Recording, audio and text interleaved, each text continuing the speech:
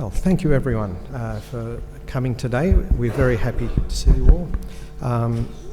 Today we have, before I introduce our speaker, I will just mention that we are actually on a live stream today, and there is another group in Melbourne who are eagerly watching because for some strange reason they thought the trip up to Sydney would be too far. I don't know why. And they may, during the Q&A session, be sending us some electronic questions. So hopefully Mark will be ready to field questions all the way from Melbourne today. So we are welcoming today, of course, Dr. Mark Stevens. Very pleased that he's given us his time to join us today. Mark is a lecturer in Biblical and Integrative Studies and chaplain at Excelsior College, which I believe used to be Wesley College, is that correct? Wesley Institute. And that's somewhere near Macquarie University, isn't it? Yeah. He's studied a fascinatingly titled topic called cosmic eschatology. So this is, I'm assuming, talking about the end times, the end of the world, and what actually happens to the universe, what happens to the cosmos. And I believe he's focused on the things that the book of Revelation says about that. He's also done a lot of other interesting things, but the thing that really touched my heart was his love of the humour of Monty Python, something that I share with him, so I think we're going to get along famously. Even though he is a Parramatta Eels supporter, we will need to have a chat about that because that's a very bad life decision. But that's not our topic for today. Our topic for today is the resurrection of Christ. Of course, all Christian traditions recently celebrated Easter, in which we celebrate the resurrection of Christ nearly 2,000 years ago. And today what we'll be doing is looking at it from an apologetic point of view. How can we know that such an event actually happened? Is there evidence? Are there good reasons for thinking that it happened? And therefore, we'll hand over to Mark, who will lead us through his talk, and after that, hopefully we'll have lots of time so you can ply him with as many difficult questions as you like. Thank you, Mark.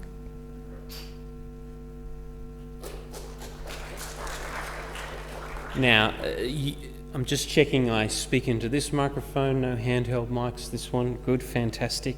Thank you, Father Antonius, for the invitation. I hope that tonight is helpful for whoever you are and whatever stance you take on Christian belief. Tonight, let me tell you what I intend to do. My intention isn't to offer some unassailable proof of the resurrection, such that if you don't believe me, you must be criminally insane or something like that. I don't actually think I can offer that kind of proof, nor do I think that's what a historian does. Rather, what I intend to do is actually offer a personal reflection on what it means for me to be both a believer and a historian, and why I find the resurrection of Christ compelling. Now, whether you in turn find it compelling, that's another matter. And I hope that we might disagree in such a way that we engage the issues with charity. And that, by the way, doesn't mean we avoid the issue of truth, as if we somehow say that what you believe is fine, what I believe is fine, and we're both right. But rather, disagreeing with charity means we listen humbly, we try and learn from each other, and we try and communicate with each other in such a way that we respect and love the other person, even if we think they're totally wrong. And that's what I'm going to try and do, and I hope you'll join me in that. I said tonight will be a personal reflection, and I meant that. And so it always helps to know someone's story. How did I end up at this very point? And so I grew up in a Christian home, and I liked growing up in a Christian home, a loving Baptist home, but faith kind of faded for me in late primary school. I don't particularly know why. I think I was just bored with church, just didn't want to go. And my parents, it wasn't like some sort of crisis happened to me. I didn't reject Christ. I think I was just apathetic. I was thoroughly Australian at that point. And so I stopped going to church in late primary school. My parents let me do that. And in early high school, I had some friends who invited me along to their Anglican church. And all of a sudden, I was part of a different community where there were young people trying to discover who God is. And initially, they were just a fun youth group, but eventually being part of that group helped me to consider the claims of Christ again for myself. And to overcome the apathy and actually ask for the first time, well, is this actually worth committing my life to? Is this actually worthy of my trust, my belief, my faith? And it wasn't a radical conversion experience, but I think it was somewhere in year 9 I started to get serious. I started to actually say Christ is my Saviour, and that Christ through his death and resurrection has brought about the forgiveness of my sins, and that he was Lord of the world, and that he was someone I needed to center my life on, that I wanted to follow him and worship him. But here's the thing. As I grew up to understand my faith, for that young year 9 believer, I was also growing in my education at that point in time. I was at a really good school, and a school that prized the life of the mind. And so as I'm growing up spiritually, I'm also growing up intellectually. And so I'm really aware that there are people who think I'm wrong about Jesus. People who think intellectually it's disastrous to be a Christian. And when you get to church, you kind of check your brains at the door and you pick them up on the way out. And so as I grew up, it became really important to me to know that the Christian faith was true. Well, actually, more than that, not just simply that it was true, but actually that it was defensible. That you could give some reasons for belief. Because for me, Christianity couldn't ever be justified simply and only by the idea that it brought comfort. The idea that it made me feel nice, it gave me warm fuzzies, it gave me a reason to get out of bed in the morning. That was never going to cut it as a reason on its own.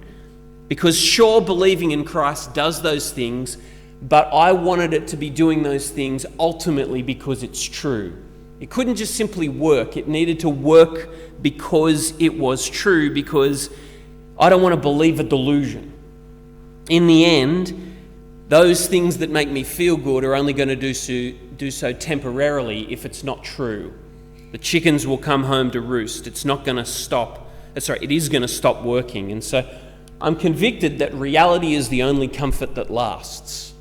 And actually being disconnected from reality is not a great idea. So in high school, I've become a Christian, but I'm also slowly becoming a historian.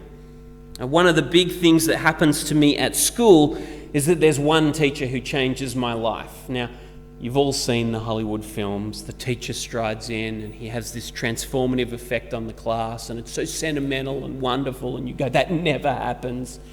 And it didn't exactly happen like that for me, and yet I can basically say that there was one teacher who changed my intellectual journey completely at high school. He was a history teacher, and though the music didn't start playing when he entered the room or something like that, the reality was I was all set to be an economist. And then a history teacher had to walk in the room and stuff that all up. Because my work experience had been at a stockbroking firm and at the CSIRO. I don't know what I was thinking about going to the CSIRO. I was never going to be a scientist ever in my life, but evidently I had something to fill in on that second week. But I'd only taken history to fill in my units on the HSC. You needed kind of an extra to have as a kind of spare, and I just said, I'll just do history. I had no intention of it making my final grade, but this teacher was different, and he was different in this respect. He treated us like we could think, which not every school teacher does. He treated us like we could think, and he took those Year 11 students and he said, you guys are going to think for yourselves, and I'm going to raise the bar and you're going to go to it. And so before I got to uni, I'd already experienced what it was like to be lectured by a uni prof, because he treated us like we were uni students. And so you are going to think through history seriously. And so he didn't simply get us to memorize dates and do comprehension exercises from the textbook. He taught us to engage with the sources. And not only to engage with the sources, he taught us how to understand how different scholars pieced together the sources and interpreted the data, and how you had to argue for a position. It wasn't simply like you just looked at the data and it kind of whoop. No. History was actually about getting into the rough and tumble of scholarship and actually seeing different points of view. And so I learnt from him that ideas matter.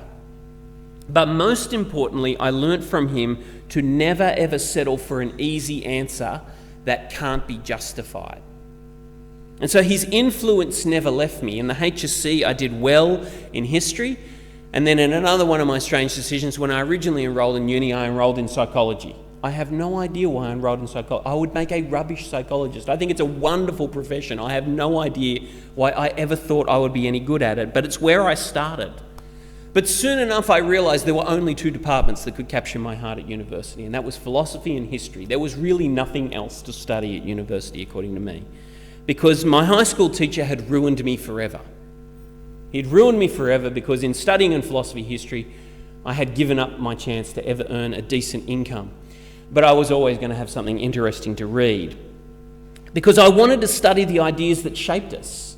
I wanted to study the ideas that mattered. I wanted to understand the events that shaped us.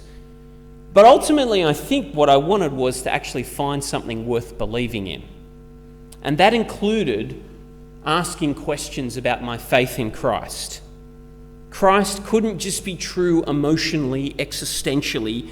I wanted to know that Christ was true philosophically and historically. And so hence when I was in college, I deliberately picked all the courses that could destroy my faith. Not because I was on some sort of random Rambo mission, but actually because I thought if Christ cannot withstand critical scrutiny, then he's not worth believing in.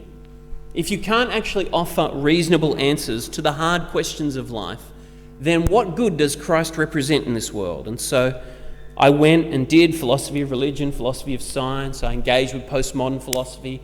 I engaged with as much philosophy as I could. I engaged with New Testament history, Old Testament history, as much as I possibly could. And I loved my time in those departments. Those lecturers were absolutely fantastic. I was lectured by Christians and non-Christians, Marxists and feminists, philosophers of religion, philosophers of science. They were wonderful people, and the reason they were wonderful is they helped me think, and they made me think better. And as a consequence, I became a sharper thinker and much more understanding of others through actually living under their tutelage. And I think they enjoyed having me in class too, because they knew I wasn't copying them. Because they weren't getting back from me what they were teaching me. I was sitting there and taking what they was teaching and then sitting there going, I'm going to bring something new into the conversation. And so I think it was enjoyable for them not to just simply have a regurgitated essay. It matters to me that the Christian faith is true. It really does. Perhaps another word we might use is that it matters to me that the Christian faith is real. That it isn't something that simply happens in my mind or in my heart, but that it involves a God who is really there, a resurrection that actually happened.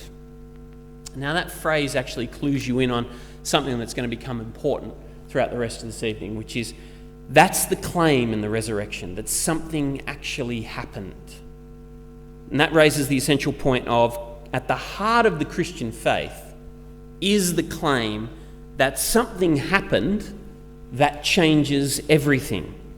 So the word gospel itself, or evangelion in Greek, means good news, an announcement that certain events have transpired, that certain events are real.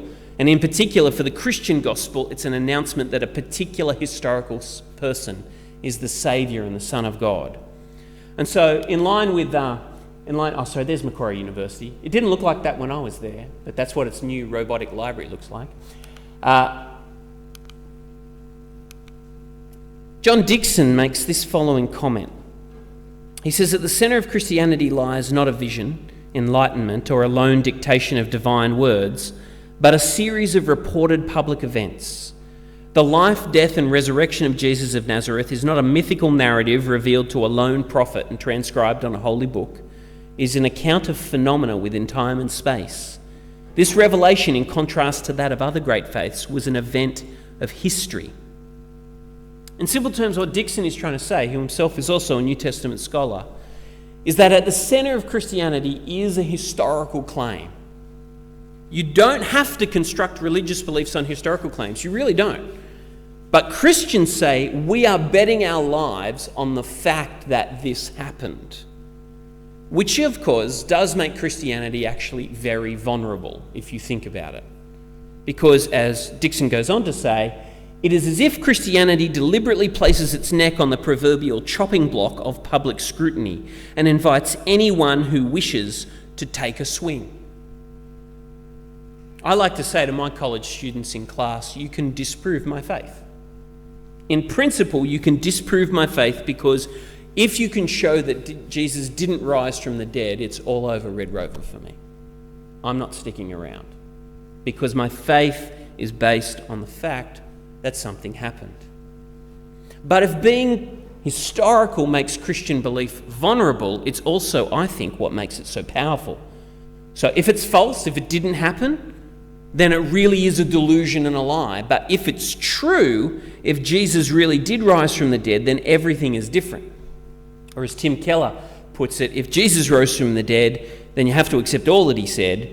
If he didn't rise from the dead, then why worry about any that he said? The issue on which everything hangs is not whether you like his teaching, but whether or not he rose from the dead. So therefore, my worlds as a historian and a believer, they collide.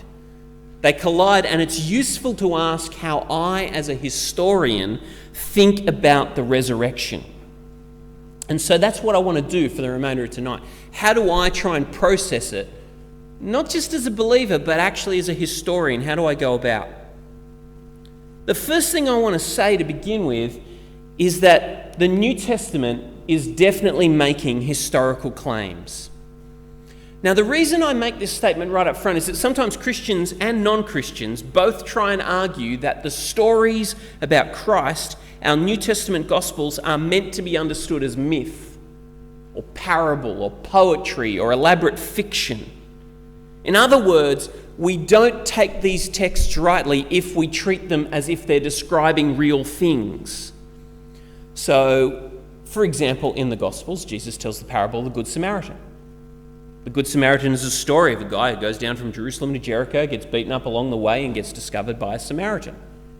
Now, Jesus is clearly telling you this as a parable, as a fictive story, as a story to elucidate a truth or a reality. You would be a village idiot to go and try and find the bit or the place where that guy got beaten up, because Jesus isn't trying to tell you this as reportage. It is actually him telling you a story to illustrate a truth. But there are people who say that is what the Gospels as a whole are. They are in some way fictional. They are some ways designed for something else other than telling you what is going on. But there's nothing in our Gospels to suggest that the writers intended them as myths. The clearest evidence of this is the opening of Luke, which adopts the conventions of Hellenistic history writing. This preface, or this prologue, in the Gospel of Luke is very, very similar to other examples of Hellenistic history writing that we have. That doesn't mean that Luke is true, by the way. That simply means that he's aiming to say, what I'm trying to do here, guys, is history, a recounting of events, a recounting of things seen by eyewitnesses, and I'm intending you to believe them as actually happening. Therefore, that means that most categories now of scholars with regards to the Gospels are not to treat them as fiction or attempting to be myth, but rather to attempting to be historical. And hence, probably the most popular designation of the Gospels nowadays is that they are biographies. So this is probably the premier book on Gospel genre these days. It's by Richard Burridge, that gentleman down on the bottom right there. His book, What Are the Gospels?, basically argues that these are biographies, ancient biographies, fitting firmly within that tradition. And the ancient form of biography, whilst different from modern biography, was definitely historical in intention. Therefore, that means Jesus can be investigated historically. The text of the Gospels, even the Christian creeds, testify to this fact. Luke, again, tries to position Jesus in time and space. In the 15th year of the reign of Tiberius Caesar, Pontius Pilate being governor of Judea and Herod being tetrarch of Galilee, you can see he's trying to locate him. It's even in the creeds. So in the Apostles' Creed, it talks about Jesus suffered under Pontius Pilate. So Jesus not only can be investigated historically, I would want to argue history is necessary for understanding Jesus. You cannot actually understand what he's doing without understanding the language of the time, the words he spoke, the context in which he lived, the deeds he did. All of that draws its significance from it being at this point in history. Consequently, if history says Christians are wrong about Jesus, that really matters. Lots hangs on this. Everything changes if this isn't historical. Now, for the past 200 years, you have had going on in scholarship a thing called the quest for the historical Jesus. There's actually been multiple quests. And you have this large amount of books that come out. And those books are driven by the conviction that if you can find the true Jesus behind the dogma of the church, if you can find a historical Jesus that is different from what the church has preached, that matters. And we should revise our beliefs accordingly. And of course, many Christians have entered the fray in the quest for the historical Jesus to try and show that the historical Jesus matches up with the biblical Jesus. But that is all driven by the fact that history matters. If these things didn't happen, if he really wasn't this person, then everything changes. Indeed, faith might well be illegitimate. So that's the first thing. The New Testament is making historical claims. I'm trying to put that one to bed because that's my assumption about these texts. I take them seriously as making real historical claims. The second thing we need to be clear about is what we mean by the term resurrection. Now, numerous thinkers, again, both Christian and non-Christian, have wanted to claim that the language of resurrection does not have to mean anything that empties a tomb. So there's this idea that you can say Jesus was raised from the dead, but it could be just a metaphor for having a fresh sense of him rising in your heart, or some sense of him being spiritually present after his death. It could mean that you think his bones are still in the grave, but somehow he's been exalted to heaven. Now, there are many, many different proposals out there about resurrection means something other than getting bones out of a grave, but they all have the basic aim of saying we're not talking about a body being resurrected into a transformed state. That is the claim of many, many scholars. And the argument goes, this is what the ancient world meant by the term resurrection, that we've somehow got muddled up, that resurrection doesn't mean this kind of crass body kind of thing. What it means is a much more spiritual meaning. Now, historically, that just doesn't hold water. And the reason it doesn't hold water is it's actually true that Jewish people in Jesus' time held a wide range of views with regard to life after death. So, some Jews thought there was no life after death. Some Jews thought there was an ongoing life in a spiritual state. Some people thought there was a resurrection of the body from the dead. What is crucial to understand is resurrection is not their general term for life after death. Resurrection is a specific term for when one's body is raised from the dead. Therefore, Tom Wright is correct when he says the word resurrection was only used to describe re-embodiment, not the state of disembodied bliss. So we can't dodge the claims of criticism by simply saying, well, the resurrection doesn't have to involve a body. It actually does if we're speaking in Jewish categories. Moreover, resurrection referred to what God would do at the end of this present age, when he brought in a new creation, when he brought in a world of peace and justice and the absence of evil. So to say someone has been resurrected from the dead is not to simply say they're enjoying life after death. It is actually a very specific claim that their body has been raised and transformed onto a new plane of existence. You can't use resurrection as a term for having an experience in your heart, or that Jesus' spirit was raised but his bones were left behind. The language of the time won't allow you to do that. So if Christians say Jesus has been resurrected from the dead, it's a pretty big claim. It's not a small claim. So that's the second point. The third point is, can history help us with the resurrection? There are lots of people who want to argue that you just can't apply the ideas or the methods of history to an event like the resurrection, because the resurrection is, if true, highly abnormal, unrepeatable, it's supernatural. And history can only talk about natural events. Alistair Campbell, who used to be Tony Blair's advisor, used to talk in terms of politics. He used to say, with regard to Tony Blair, we don't do God. We don't talk God. And there's a lot of people who want to say that about historians. We don't do God. Historians don't do God. And we need to think about that for a moment, because what is history? What is history? History is, in my hack definition, our attempt to know and interpret what happened in the past. To know and interpret what happened in the past. And as I say these things, I've got all my historiography lectures going in the back of my mind, and people with different theories about what history means, but this is what I've come to believe.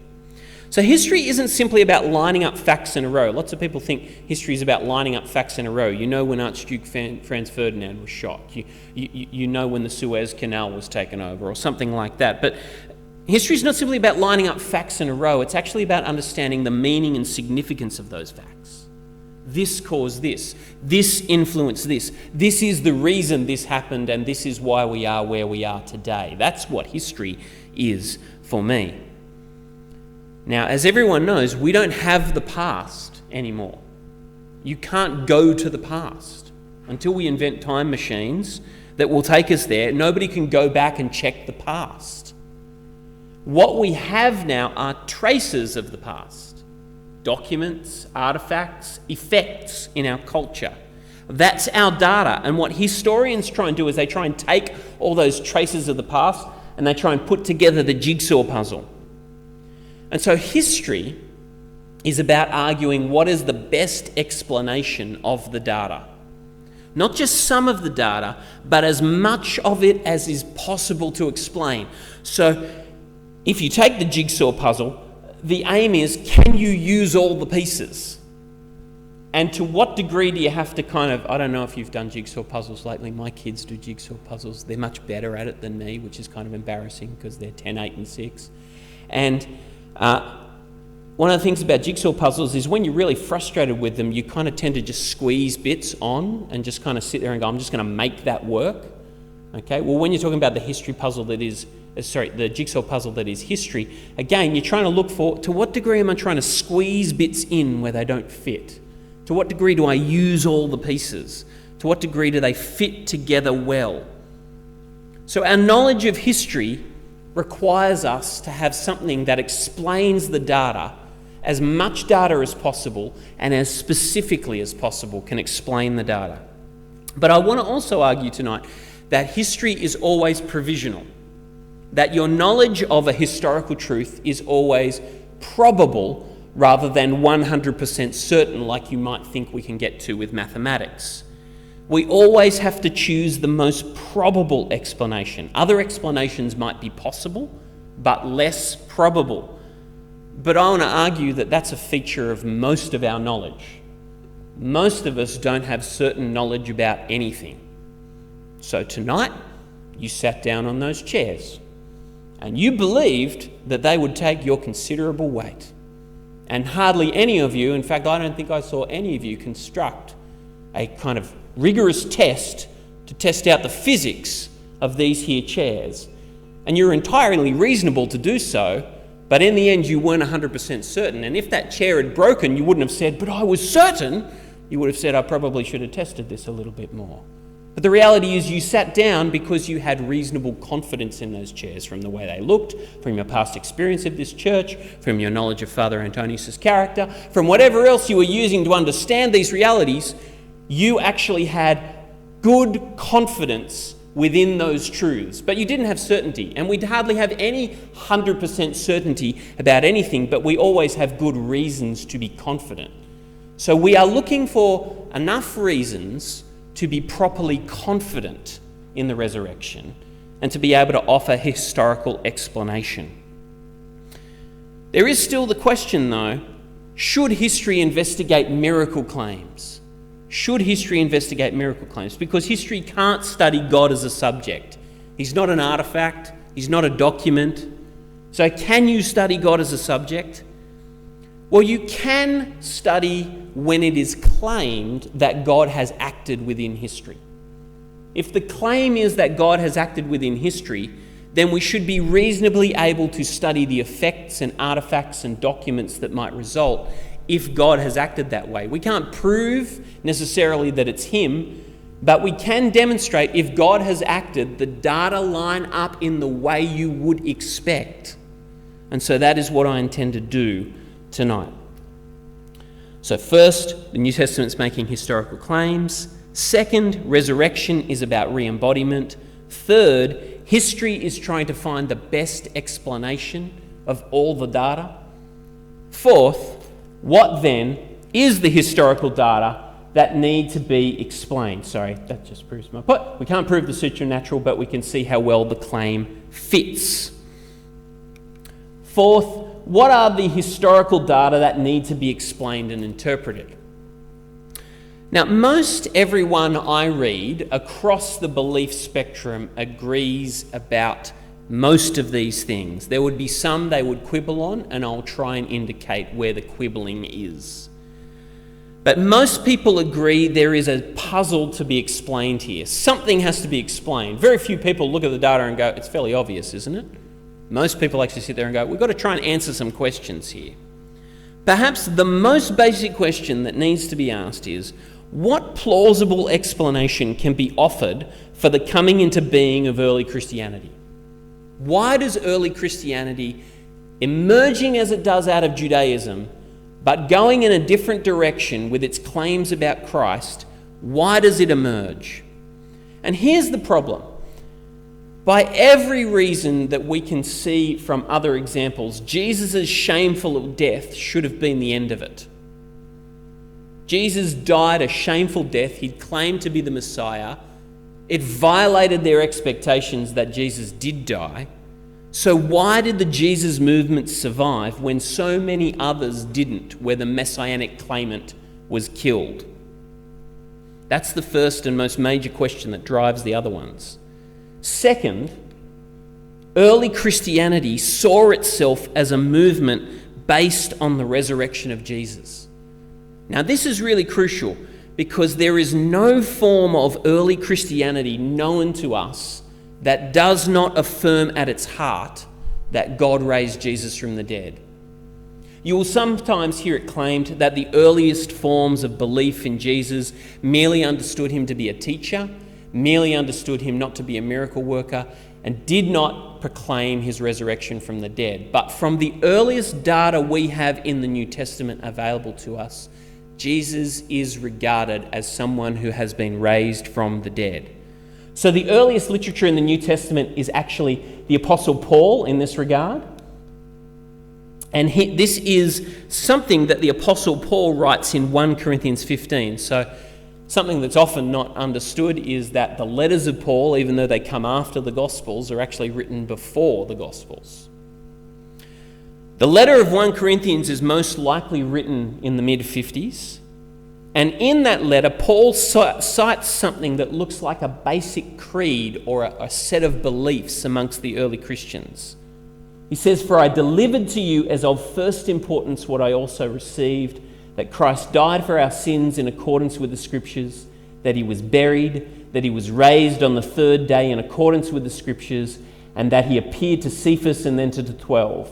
Then he appeared to more than 500 brothers at one time, most of whom are still alive, though some have fallen asleep. Then he appeared to James, then to all the apostles. Last of all, as to one untimely and born, he appeared also to me." Now, what's significant about that is that this is resurrection belief on the part of Paul in the 50s, but he's actually citing the way he's talking about that resurrection belief, particularly in verse 3 there, "For I delivered to you as of first importance what I also received," is he's talking about the process of handing on tradition. This is the tradition that has been reported to him earlier. And he's most likely referring to his earliest visits to Jerusalem, which probably go back before 40 AD. Therefore, we are talking about someone saying that Christians had a tradition about the resurrection of Jesus within 10 years of when we think he is dead. So if we are also talking about the Gospels, scholars generally recognise that there are sources behind those Gospels. That those Gospels, even though their final form might be in the 60s, 70s, 80s or 90s AD, depending upon which Gospel you're talking about, those Gospels are underlain by sources that are earlier than that. And those sources seem to affirm resurrection, although there is some quibble over the source known as Q, which is a suggested source. We don't actually have it, but it is a suggested source, but there is some debate about that.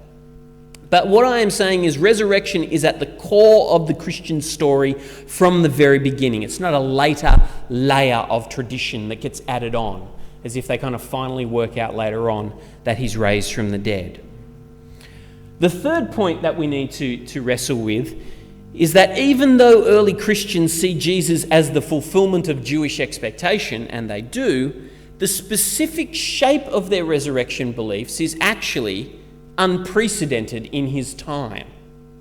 So Jews, as far as we can tell, did not expect their Messiah to die and rise again in the middle of history.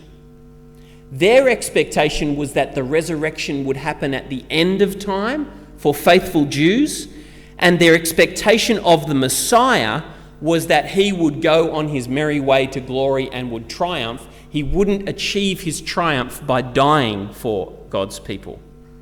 Now, what the early Christians do is they modify this belief. They said Jesus fulfilled his job of being Messiah by dying and then being raised in the middle of time, and that it's his resurrection that starts the process of resurrection, but his resurrection is kind of like in advance. It's the first fruits is the language they use, the first part of the harvest to come. Therefore, what I'm trying to say is the idea of resurrection is definitely in Jewish culture at the time, but not the specifics for someone rising in advance of the end. And that specific belief is really quite unprecedented because, as I say again, they weren't expecting the Messiah to triumph through resurrection. They were just expecting the Messiah to triumph. They weren't expecting the Messiah to get smashed by the Romans. They were expecting the Messiah to smash the Romans. Thus, when somebody they thought to be the Messiah suffered defeat and death, that should have been the end of it. As Tom Wright says, who ever heard of a crucified Messiah? It's failed messiahs who end up on crosses. Crucifixion is what Roman soldiers usually do to poor deluded fanatics who think they're God's chosen hero and then find out too late that they're not after all.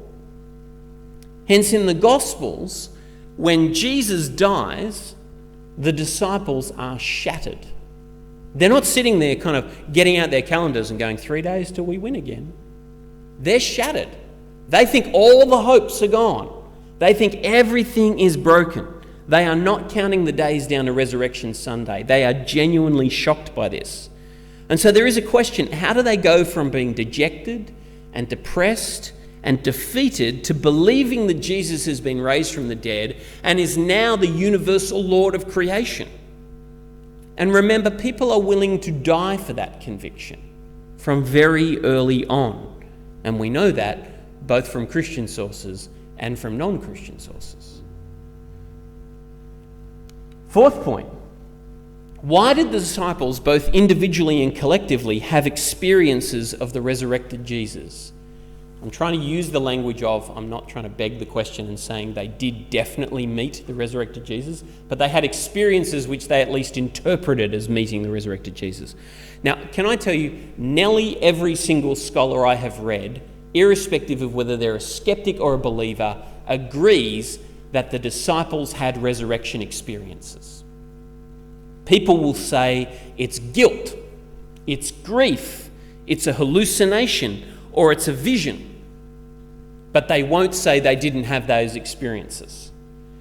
Now, there are problems here at the psychological level about the collective nature of hallucinations, but I'm not a psychologist. I got out of that fairly early, as I said before, so I can't give an adjudication on that, but I'm aware that there is some contest over whether you can have the volume and the collective nature of hallucinations that are talked about in these historical records. But the other problem here is, if Christians were having visions, if Christians were simply having experiences of Jesus where they felt his spiritual presence coming close, why do they use the language of resurrection?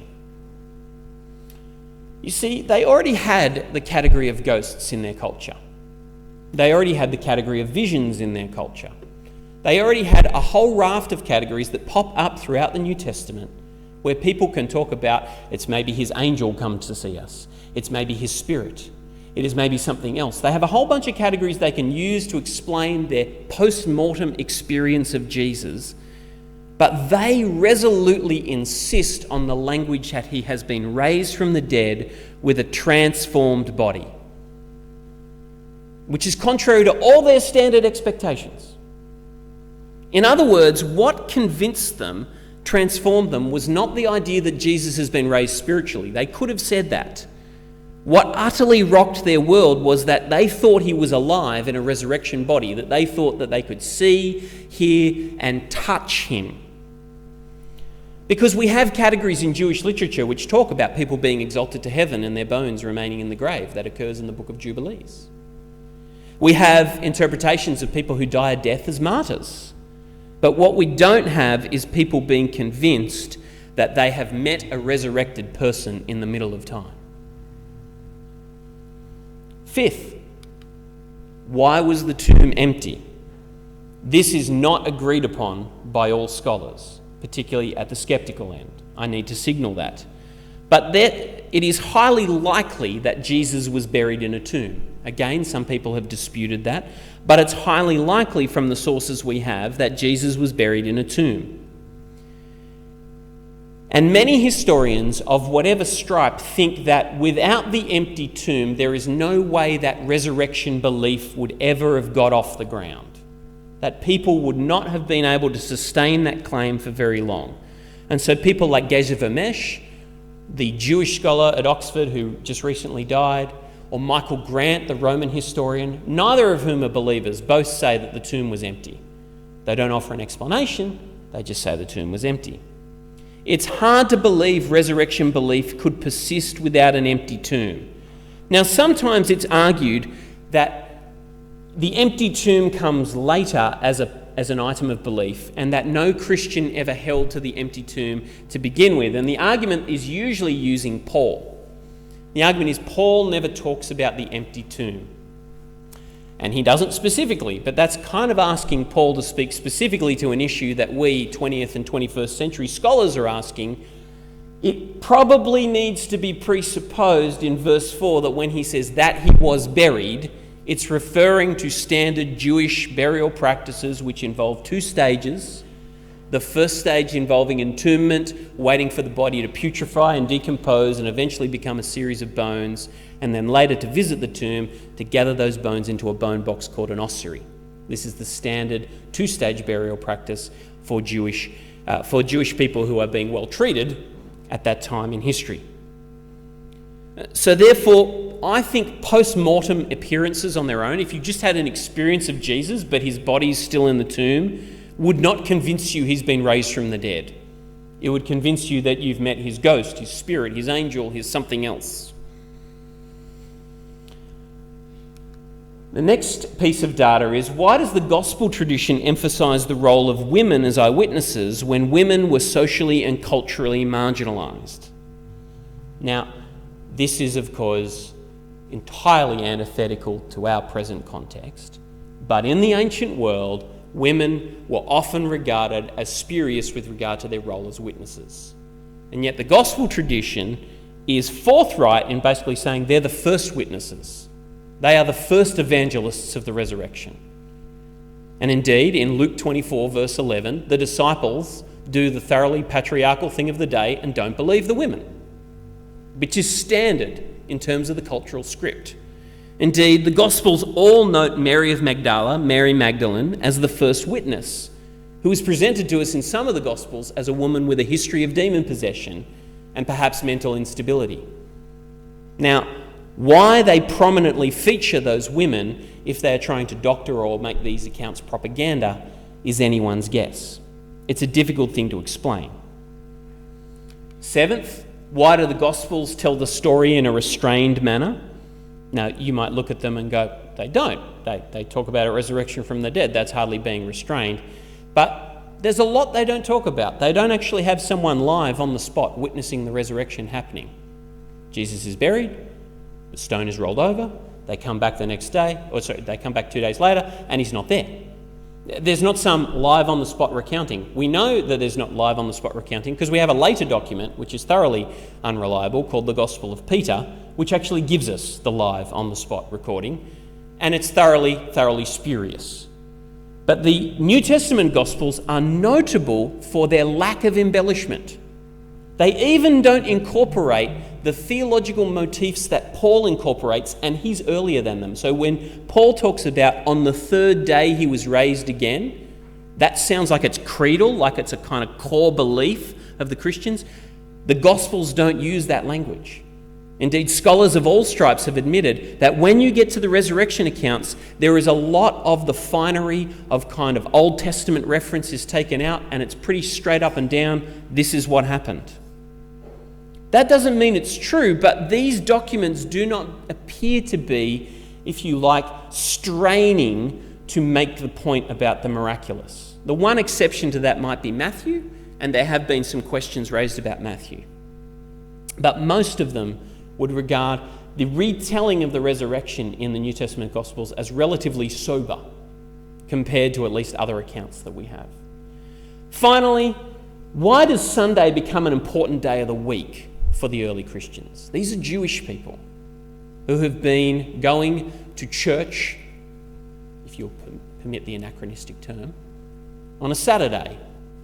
These are people who remain Jewish. And yet the Lord's Day within early Christianity quickly becomes Sunday because it's the day of his resurrection. Now that kind of a change might seem perhaps immaterial in a culture like ours, which doesn't necessarily reverence one day over another very much these days. But that is a significant change for a Jewish movement to say, this has so rocked our world, we're going to put a new day in that is central to our religious week. So they're the kinds of data we need to explain in order to be able to work out what happened, to understand what happened. Some of it would be debated, but in the final part of the talk, what I want to do is propose some answers that have been given. As I said before, I think everyone agrees something happened. I was reading one of the foremost skeptical New Testament scholars the other day, a guy called James Crossley, very, very good scholar from over in England. And he uses this language, that something happened is for sure. That is, something has to generate this new movement. But how do people respond? How do people respond to this data? One of the most common responses is to start with the presupposition, resurrections don't happen, therefore something else did. Now, this kind of presupposition is very strong and, in some respects, quite reasonable.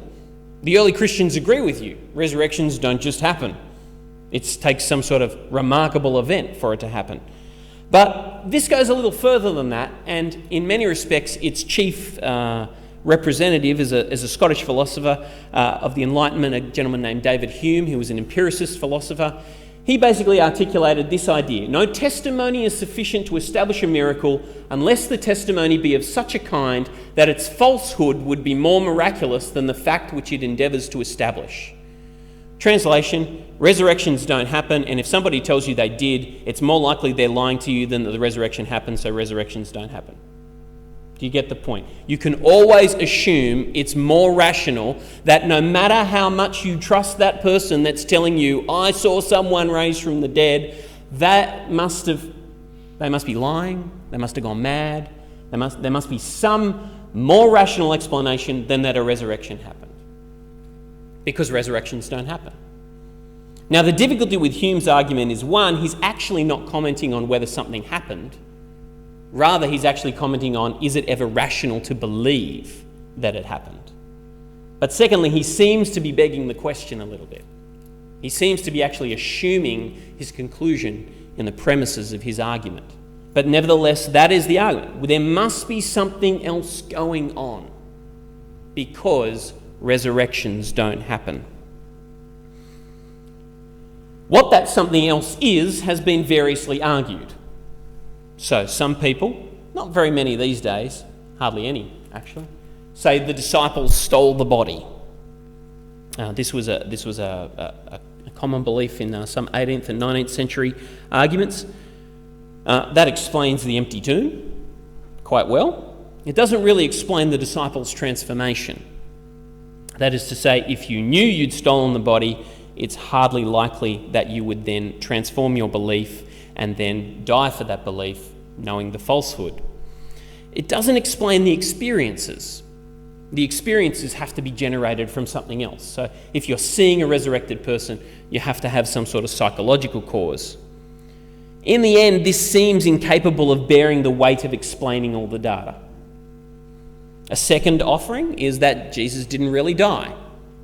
This was sometimes called the swoon theory, that Jesus swooned on the cross. They took him down, he revived in the tomb, in the coolness of the tomb, somehow got out, and then met them, and they were convinced that the bloodied and beating mess that they saw was the ruling universal Lord of creation. Now, we know that Josephus took 3 people down from a cross once. Josephus is a Jewish historian in the 1st century. He's walking along, I think, with Titus, the commander of the Roman forces. He sees 3 guys on the crosses that he knows. And he starts crying and says, "Can we bring them down?"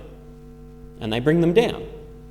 And he describes it as 2 went on to die and 1 recovered.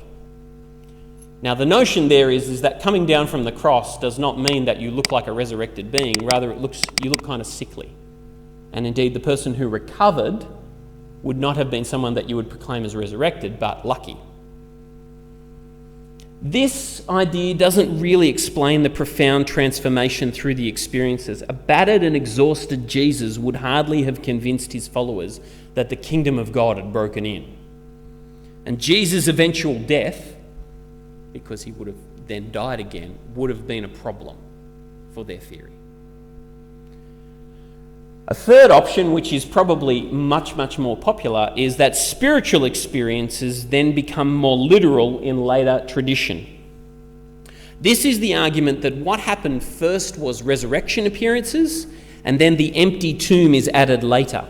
And so what you have is the hallucinations beget the fiction of the empty tomb.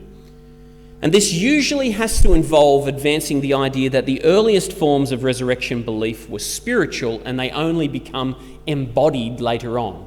This often works off the idea that in 1 Corinthians 15, Paul talks about a spiritual body, and that what he's talking about there is something non-physical. But that is actually, I think, a poor reading of the Apostle Paul in 1 Corinthians 15, because the idea of the spiritual body is not setting the spiritual over against the physical. He doesn't actually talk about there is a soma physin, a soma physical body, and a soma pneumatikon, a spiritual body. What he talks about is there is a soulish body, a soma psychikos, and then a soma pneumatikos, a spiritual body. So actually compares a soulish body to a spiritual body. Now that should immediately clue you in that contrast is actually something far more subtle than physical with non-physical. What he's actually comparing is the life that animated Adam and the life that animated Jesus in the resurrection. When he's talking about a spiritual body, he's talking about a body that is controlled and empowered by the Holy Spirit, which was a feature of the new age to come in Jewish eschatology. Therefore, Paul is not talking about a non-physical body made up of spiritual substance, whatever that is. He's talking about a body that is still definitely a body, but empowered by a whole new power, if that makes sense. Finally, there is the argument that Jesus' resurrection is modelled on pagan resurrection stories. This is the idea that in the ancient world, the idea of coming to life again was a feature of mythology about dying and rising deities, about Isis and Osiris, or about Mithras, or various other people from the ancient world. And therefore, what the Christians did is that they just kind of grabbed this idea of dying and rising deities, and then they said, Jesus is just like Osiris or Mithras. The difficulty with that is that the coming to life again that happens in dying and rising deities is very dissimilar to what is being talked about in Jewish views of resurrection. So the ancient rituals of a dying and rising deity are cyclic. They actually happen every year. If you were to ask, what year did Osiris rise from the dead? He rises from the dead every year, because he dies every winter and he rises every spring. You don't ask, when did he rise from the dead, like you do with Jesus, who suffered under Pontius Pilate. Therefore, a dated experience with a historical person is a very different thing from the dying and rising deities of the ancient world. The other reality that comes here is that there is this argument of copying from pagan myths. Many of the sources we have for pagan myths are actually post-dating the New Testament. And indeed, in some respects, they actually reflect the influence of the New Testament. And then on other occasions, you just have it simply that the parallels drawn between pagan sources and Christian sources are wrong. So with regard to Mithras, it's commonly argued that Mithras was born of a virgin. As far as I can work out, he wasn't. He was born from a cave, as in out of the rock of a cave. It's commonly argued that Mithras had his birthday on the December 25th, and so did Jesus. But that ignores the fact that the early Christians never thought that Jesus was born on December 25. That date was actually picked because the Romans were already celebrating a festival on it, and the Christians actually decided to put their festival on at a similar time, which notes why the Mithras festival and the Christian festival eventually coalesced, but it's actually not a claim of the New Testament. So I don't find the pagan myth theory particularly compelling at all, but some do. The thing that most people do with regard to the evidence of the resurrection, am I pointing this the right way? Do I have to dance? I can do that.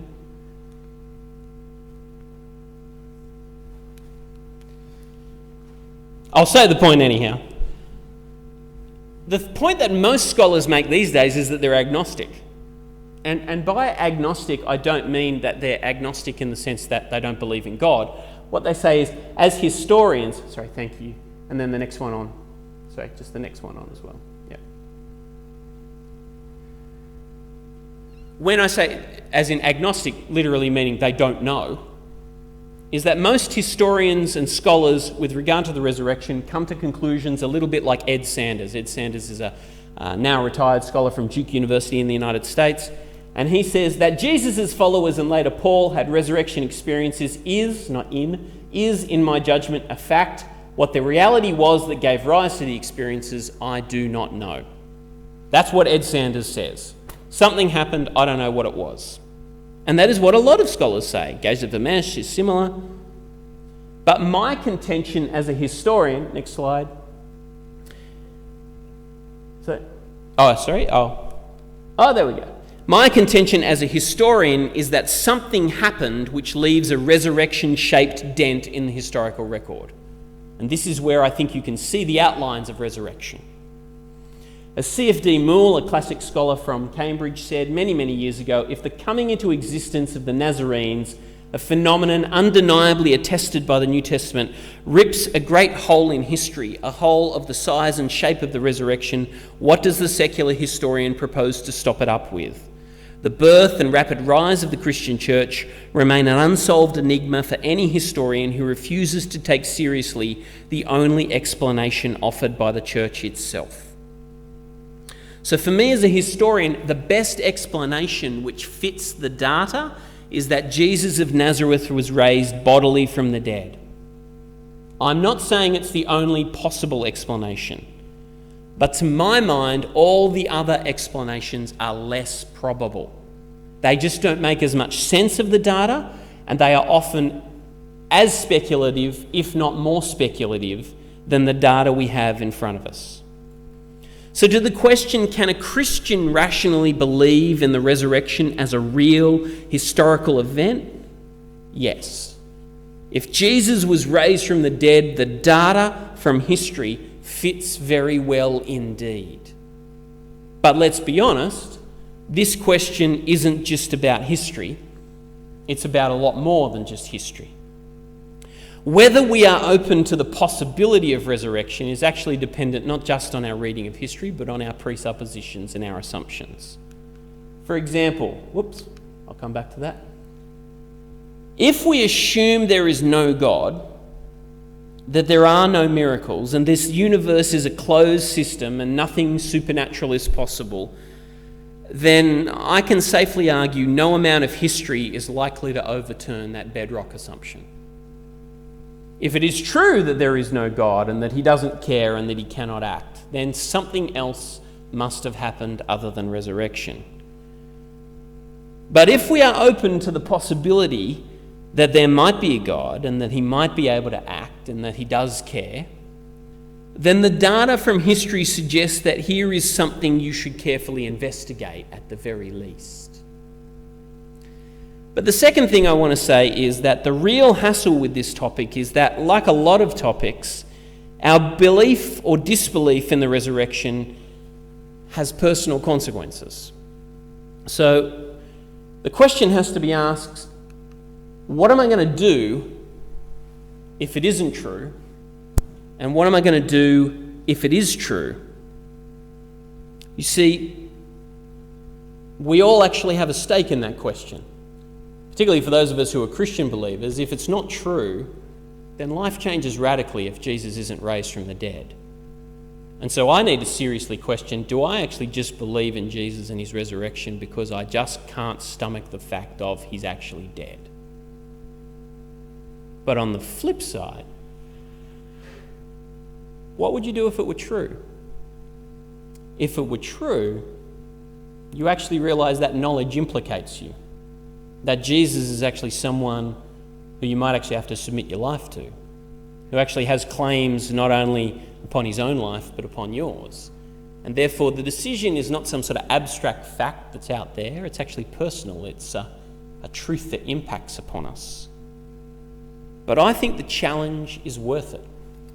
I think the challenge is worth it to figure this all out. And hence I close with C.S. Lewis. In an essay called Man or Rabbit, he says, "Here is a door behind which, according to some people, the secret of the universe is waiting for you. Either that's true or it isn't. And if it isn't, then what the door really conceals is simply the greatest fraud, the most colossal sell on record. Isn't it obviously the job of every man, that is a man and not a rabbit," that's explained in the rest of the essay, "to try to find out which, and then to devote his full energies either to serving this tremendous secret or to exposing and destroying this gigantic humbug?" And I think that captures well the ideas that I want to say, which is that this is something that which the Christian faith hangs or falls on. And therefore the question of whether it is true or it isn't true changes everybody's lives. If you actually want to read people who are a bit smarter than me and actually have lots to say about these issues, the two premier books from the perspective that I'm speaking from are the one on the left, The Resurrection of the Son of God by N.T. Wright, and then the black one at the back there, The Resurrection of Jesus by Michael Licona, A New Historiographical Approach. Be warned, each are 700 pages long, but these are cracking books. And by that I mean these are people who actually expose their method. In fact, the first 200 to 300 pages of Licona's book is an argument about how to actually do history and can you actually do history on miracles.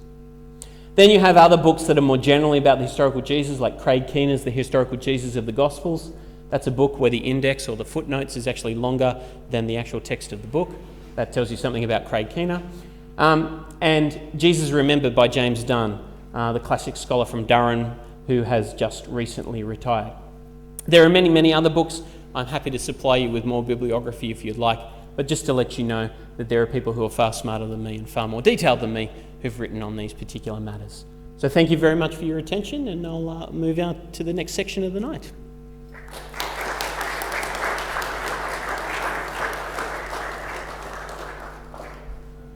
No, I won't go. So thank you for that. Lots to think about there. And lots to discuss, I imagine. So we move into the second part of the night now, where we can have a dialogue with Mark. I do notice, and I'd like to welcome, I notice some of our friends from Sydney Atheists are here today. You're very, very welcome. And also from our old friends, the Western Sydney Freethinkers. We're very happy to have you with us again. The rule is you can ask anything you like. Nothing is off limits. But you must be courteous. Okay, that's the only rule you have to follow here. You have to be courteous. So on that basis, I'll hand you over to Mark, and I'll leave you to choose the questions. Sure, yeah. So there are microphones around the place.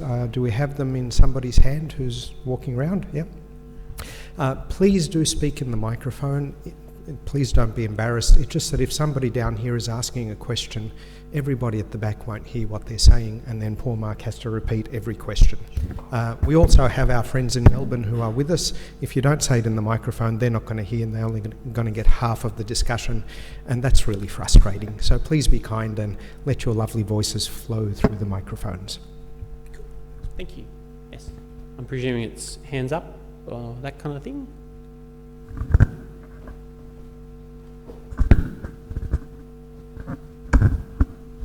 Thank you, Mark, for a great presentation. I did have like 76 questions, pretty much. Sure.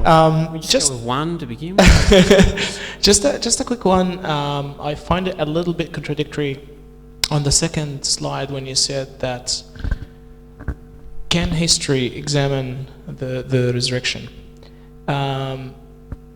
History, in my understanding, and from what you presented, is for a historian, your role is to find out the probability of what happened in the past based on the evidence and the data. We cannot reach certainty, as you said, but it's a game of probabilities. However, a miracle, by definition, is the least probable thing that could possibly happen. If every second day you find someone walking on water or someone resurrecting, it wouldn't be a miracle. So a miracle, and resurrection is a miracle, is by definition the least probable thing that could possibly happen. And in that, I would say that it doesn't fall within the historical examination. Do you want to elaborate on that? Sure.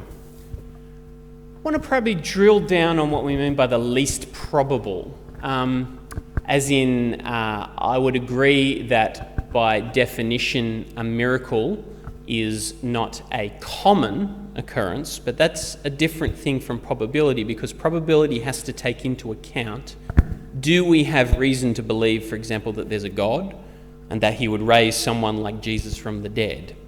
Which is a different thing from saying, do we think that there are people like Jesus all the time that God would be interested in raising from the dead, if that makes sense. So probability has to actually take into account what's the likelihood in this specific instance. So I think we're agreed, if we're talking about probability in terms of the commonality, that this would happen all the time or something like that.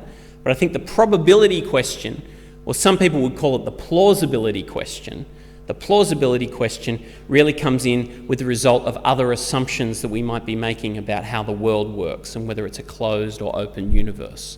So in as much as that, I think assuming a certain set of beliefs about God, the world, that given who Jesus was, given what he demonstrated throughout his life, therefore it's highly probable that God raised him from the dead. But the early Christians agree with you, that's entirely rare, as in that's not something that's ever happened again.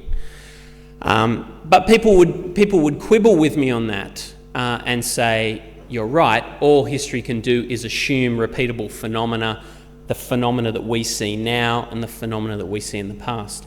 Hume basically thought that miracles were violations of the law of nature, and therefore he assumed that, he's basically then again destroying them before they've even got off the ground, because he's assuming that these are things that destroy any normal pattern of existence. Now, most philosophers of miracles these days would actually not agree with that definition.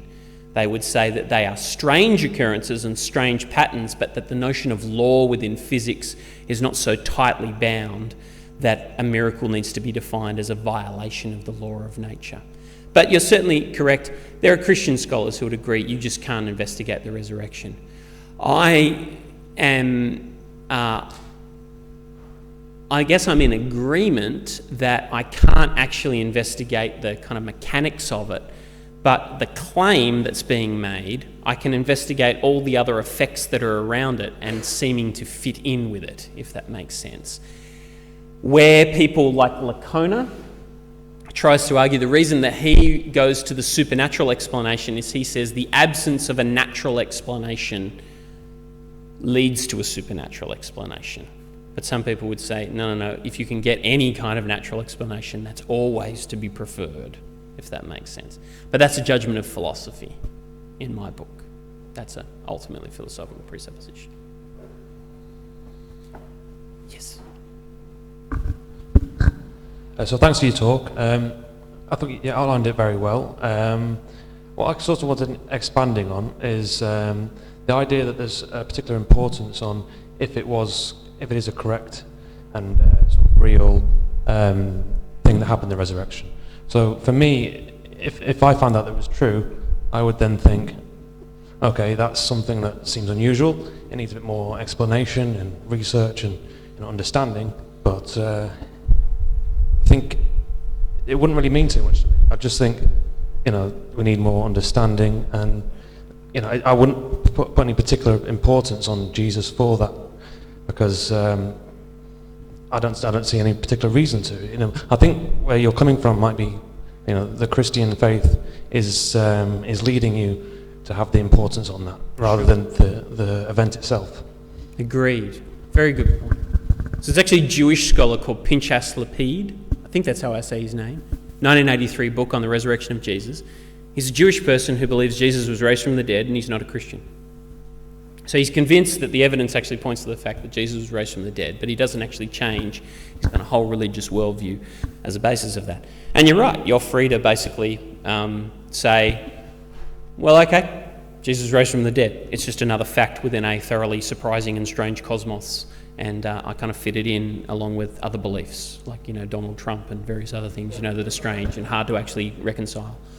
And so I am coming from a framework, and to some degree you're right, you're exposing that I am coming from a framework.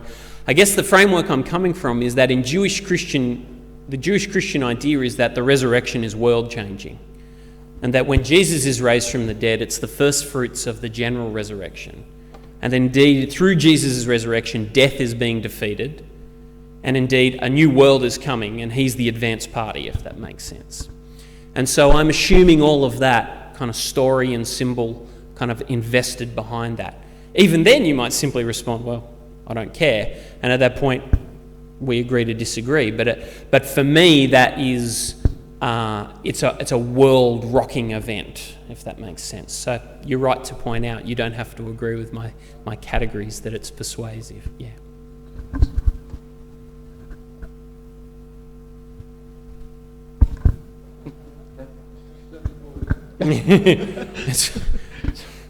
We get some coffee. Yeah. In reading 1 Corinthians, you used Paul as the earliest writer, talking about the appearances of Jesus to many disciples. But in this particular passage that you mentioned was 15:3-8, he talked about Jesus appearing to this person, this person, this person, and finally appeared to me. But we know that Jesus appeared to Paul not in the body sense. It was a vision kind of thing. So on what basis we can say that the other apparitions that he mentioned in the same passage wasn't visionary? Why do you say that? I know before you just start, I know that Paul used two different words for the visions with body and visions, a soul body and an actual body. I don't know the actual Greek terms. But in this particular passage, he was talking about appearances as visions. That's how some people would argue for that Paul is talking about it as visionary. The language does not demand that he's talking about it in terms of being at a vision.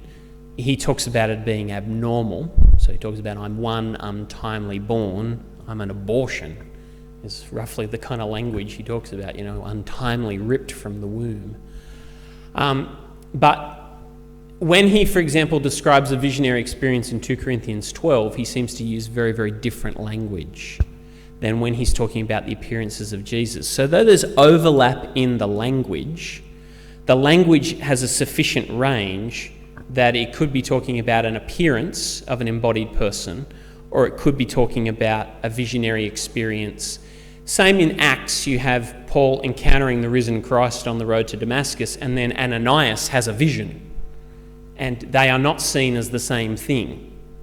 So I think it's been a very, very long debate, and I'm certainly not going to imply that you're not representative of a swathe of scholarship that wants to argue that it's visionary.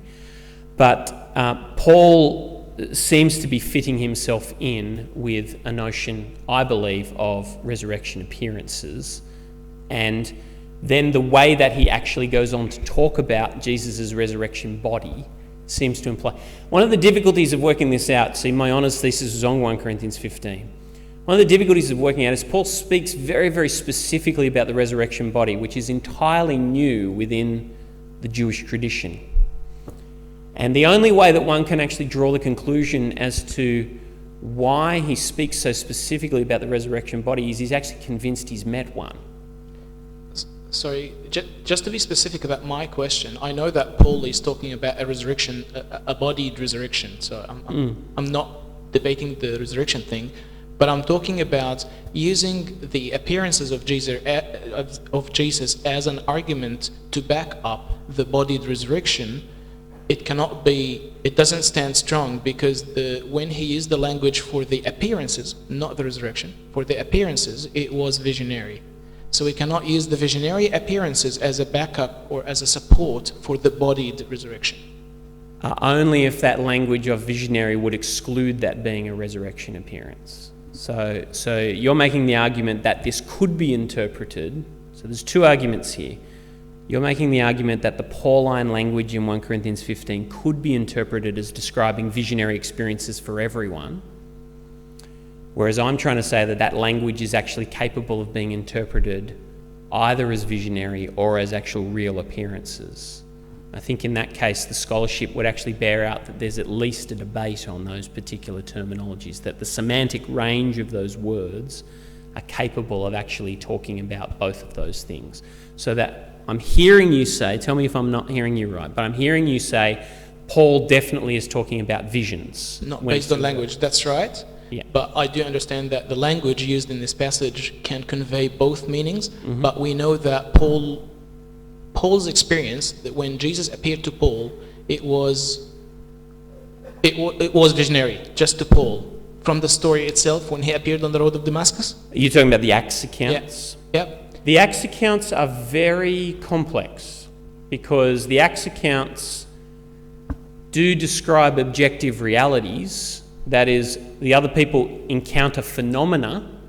They don't encounter all the phenomena that Paul is experiencing. So, for example, they hear the noise, but they don't see.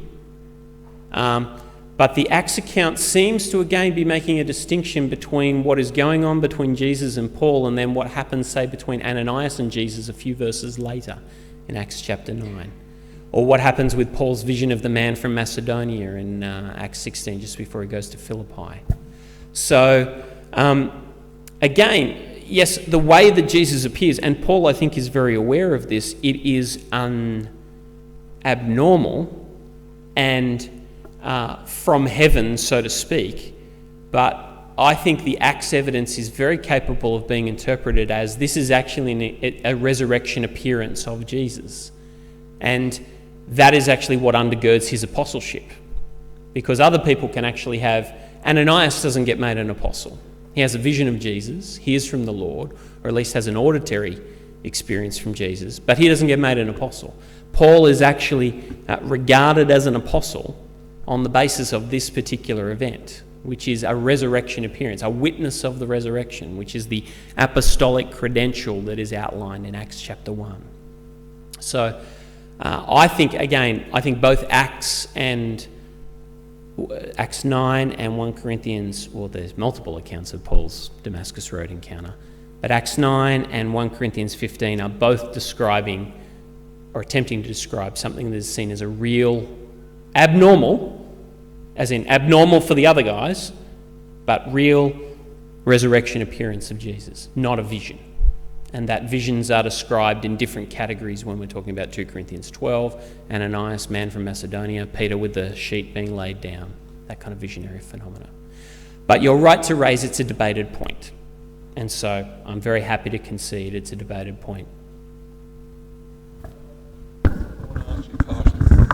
Sorry, I've got a remark on our friend there that a lot of people had that vision. What, 212 people? They must have been hypnotised. You're talking about one guy, right, Paul? But there was 200 people saw him, plus... 500 people is the claim. Yeah. So this is the issue of the collective hallucination issue, which is, again, as I said in my presentation, something that goes into issues of cognitive psychology and areas where I don't have strong scholarship to back me up. I don't know what I'm talking about, is what I'm trying to say. And so I am having to go off the suggestion from some people that collective hallucinations of the character that is being described here are difficult. Now, I can't speak for or against that. Did you say typical? No, difficult. Difficult, yeah. As in, it's very difficult to create those kinds of factors. Actually, if I could, my own question now is going to be about, they say history is written by the victors, and referring to the Council of Nicaea that the Romans put together. And some people say they wrote their own history, so I wonder how you'd answer that. The Council of Nicaea, and how they say they just picked what they wanted to pick, what suited their... Because you're talking about the documents of the New Testament being picked at the Council of Nicaea. Yeah, and was it Constantine there? It is Constantine in the Council of Nicaea. Yeah, because he had the vision. Just to explain where we're going here, this is an argument about what we have in the New Testament is a kind of self-selected kind of a set of documents which eliminated a bunch of documents that might be troublesome and has simply kind of picked whoever was in power. Some difficulties with that, it's a kind of different question, but some difficulties with that. Council of Nicaea didn't make any canonical decisions. It wasn't to do with canon, it was to do with doctrine. It's particularly to do with dealing with a guy called Arius of Alexandria and defining the doctrine of the divinity of Christ and the Trinity. So the Council of Nicaea really didn't deal with that. The second thing being that the formation of the New Testament canon begins much, much earlier than that. So we already have a sense of the fourfold gospel within the 2nd century. So there's really not a huge amount of debate over the Gospels. There's other books that get shuffled around a bit. Hebrews to Peter, Revelation, which is where my expertise is. Canon is not a process that is just happening 300 years later. It's actually a process that's being talked about. The person who really kicks it off in the 2nd century is a guy called Marcion, who wants to get rid of the Old Testament and get rid of most of the Gospels, and he actually inspires a whole bunch of thinking about it. So our biggest early source for the canon is a thing called the Muratorian canon, named after the guy who discovered it or curated it, Muratori. That's commonly regarded as being late 2nd century. And it already gives a list of many of the books of the New Testament, not all of them. So the theory that Constantine did a power play at the early 4th century with Nicaea doesn't really cut the mustard in the sense that this process was already well underway, and secondly, not much was being decided at Nicaea with regard to the Bible. It's a bit later that anything else gets officially published. Also, with regard to the documents that are supposedly lost or have been found and are contrary, nearly all of them scholarship generally regards as late and building upon the earlier New Testament documents rather than a conspiratorial. We really don't seem to have any evidence that things like the Gospel of Thomas and the Gospel of Philip have a substantial claim to be early, and then Constantine came along and said, let's get rid of them. I think that process was happening much earlier. Can I ask another question? The thing that often gets thrown at me is about Josephus being the only recorded record on the basis that the Romans were great bookkeepers or record keepers, and the only record of the crucifixion is or the whole box of dice, if you like, is the Josephus record. So I wonder what your thoughts on that. You're asking about the credibility of having that Jesus' crucifixion should be referred to in more Greco-Roman sources. Yeah. The first thing to say is that more than 99% of records from the ancient world have not survived. So, therefore, arguments from silence are difficult as a result of that. witness, I think, the fact that before 1947 and a guy chucking a stone into the caves of Qumran, we didn't actually have any literature written by the Essenes. And then all of a sudden we found 800 documents by them, and the whole world kind of changed in terms of how we understood Jewish parties of that day. So the loss of evidence is one thing. Then we need to reasonably ask, why would Tacitus, Suetonius, Velleius Paterculus, why would these folks be interested in what is happening in Judea at the time of Jesus? They seem to get interested once Christianity gets to Rome. So that's what Tacitus does. Tacitus, Annals 1544, says the Christians are there, they're being persecuted under Nero, and then he gives a kind of explanatory note about who the Christians are. But he really only cares about the Christians because they've rocked up into Rome, and Rome's already a degenerate enough place, and then look who else rocked up, the Christians. Fair dinkum. Kind of that's his whole point, where every disgusting thing ends up, the sewer that is Rome. Same with Suetonius. Suetonius is all about, naming and shaming the Christianoi that are in there, and if the Suetonius reference to Christus actually refers to Christ, it's about the preaching of Christ in Rome. Josephus, there is lots of debate over the reference in Josephus. He is probably the one that we would expect, and I think the general conclusion amongst a broad range of scholars about the Josephus reference is that the Josephus reference to Jesus has been doctored, but it is not absent. That is, that there was originally a reference to Jesus in Josephus, but it's been embellished by some overeager Christian folk. And he is probably the only one that you would expect. But other than that, I am not aware that the evidence that we have should expect us to believe that we would have more evidence for Jesus at the time of his...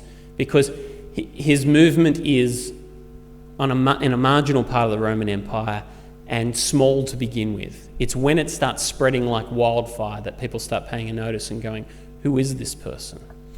Now, there might be arguments about why didn't God make him more obvious? Why doesn't he pop up in there? But as far as we can tell, there are also fragmentary remains. There's this argument that the historian Thallus refers to the darkness that happened at Jesus' crucifixion. He's preserved in a fragment. A fragment is when you no longer have the work, you have the work maintained in the work of another.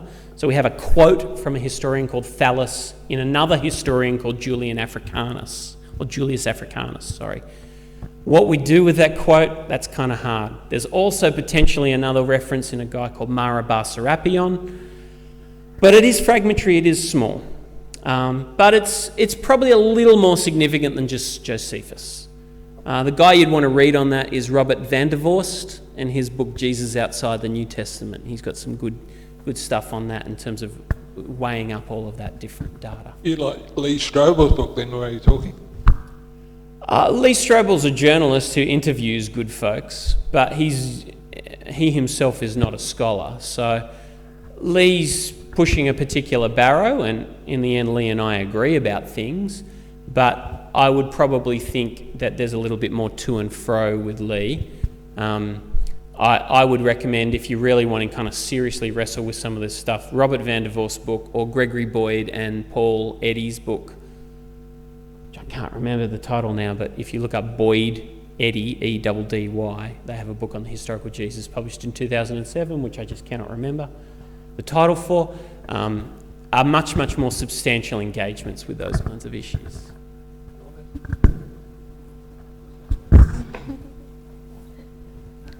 Thanks for the presentation. I think it was really good. I think the least convincing argument that I found was your response to what you refer to as the swoon theory. So the swoon theory, I believe, is the theory that Jesus didn't really die, but he was buried and found a way out of the tomb. Yep. And your response was that, so when I think your response was, what was it? Do you mind me giving it just very quick? As in, my response was, I'll try not to gild the lily or change what I said, is that People who came down from a cross would be in a fairly sickly state, and the evidence we have from Josephus talks about that 3 of the people who came down from a cross, 2 died, 1 recovered, and that the appearance of a post-crucified Jesus would be unlikely to have inspired belief that he's the resurrected Lord of all creation. But you also responded that if he died again, that would be the problem. I raised that would be potentially a problem, because resurrection is a kind of resurrection to an eternal, indestructible existence. Yeah. So I was just interested in what historians have to say on how Jesus was actually risen up to heaven after he was resurrected. In terms of the ascension? Yeah. The ascension would be a much less argued about event, and is something that I have not studied in the same detail as the resurrection. Ascension only appears in Luke, in the book of Acts, and is of course assumed by other New Testament writers. It's largely seen as kind of the end process of the exaltation that resurrection begins. If you like, resurrection is kind of him being raised up to the earth, so to speak, to kind of proclaim I'm risen from the dead, and then the ascension is the end point of that exaltation. It wouldn't be something that I would feel confident at the moment in being able to say what historians say about it. They wouldn't say anywhere near as much about it, if that would answer your question. As far as I'm aware, they don't talk anywhere near as much about the historical evidence for the resurrection, the ascension, my apologies. Because I think that would be something that's important then, if you say that, it would be a problem if he just died again. Well, what if he did just find a way to come out of the cave, out of the tomb? Yeah, the counter to that would potentially be that we have other resuscitations in the New Testament, Lazarus in John 11. You even have that in the Old Testament with folks like the miracles of Elisha. So the phenomenon of being brought back from the dead, so to speak, is not unknown within Judaism and early Christianity, but nobody venerates Lazarus because he dies again. So it's seen as a qualitatively different experience, that whatever's going on for Lazarus would be better described as being a resuscitation, however elongated the period of death. Because he dies again, he's not resurrected to a new plane of existence, to an indestructible life that's immortal and incorruptible and that. So that's the language that's applied to Jesus' experience of resurrection, which seems to be qualitatively different to Lazarus, who was kind of restored to the same life. That makes sense. So I still think for what the early Christians say about Jesus, it would be problematic if he died again, if they knew about that. If he managed to keep that hidden, as in someone's kind of squirrels him away, that's a different thing. And they managed to say, well, he's ascended, but actually he's living in France or whatever. That's the Da Vinci Code's argument. But I think the way that I see the early Christians talking about Jesus, it would be problematic if it was found he was raised and then he died again. Do you feel like were there many accounts of his actual ascension? I think the ascension, like I said, the ascension only pops up in Acts in specific detail or in the end of Luke. Now, Acts is the only account ongoing from the Gospels. So, in one sense, we have 4 Gospels, we don't have 4 Acts. We have 1 Acts, we have Luke and Acts. So, therefore, if the ascension properly belongs to the sequel, and we only have 1 sequel, then the fact that we only have 1 account is slightly less problematic. We would have to ask, is it assumed by the New Testament writers that Jesus has been ascended? And I think the assumption, particularly of the letters of Paul, is that he has been, simply because the way it talks about Jesus as an embodied person in heaven. So it actually talks about Philippians 3:20, talks about our citizenship is in heaven, and we long for the day when our lowly bodies will be transformed to be like his glorious body. And so the whole notion is him in heaven represents what we are going to be like. And so he has been exalted bodily to heaven, if that makes sense. A similar kind of assumption would be made, what I think is the earliest of Paul's letters, 1 Thessalonians, when it talks about on the final day when the trumpet sounds, the Lord will descend. And so that notion of descent implies a prior ascent. I'm not quite sure how to interpret Ephesians 4. I haven't done enough work on it. But Ephesians 4 and the notion of ascending and descending and ascending in Ephesians 4 also, I think, presupposes ascent.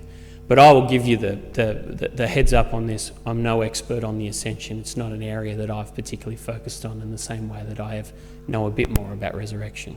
Okay, thank you.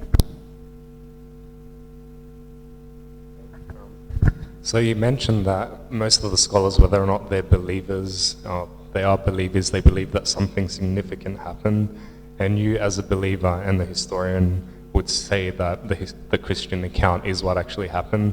I'm just curious about what is the most outlandish theory in opposition to the Christian account that has been proposed by, scholars, old or new, and which one would perhaps be the most convincing for a non-Christian that could offer a rival explanation?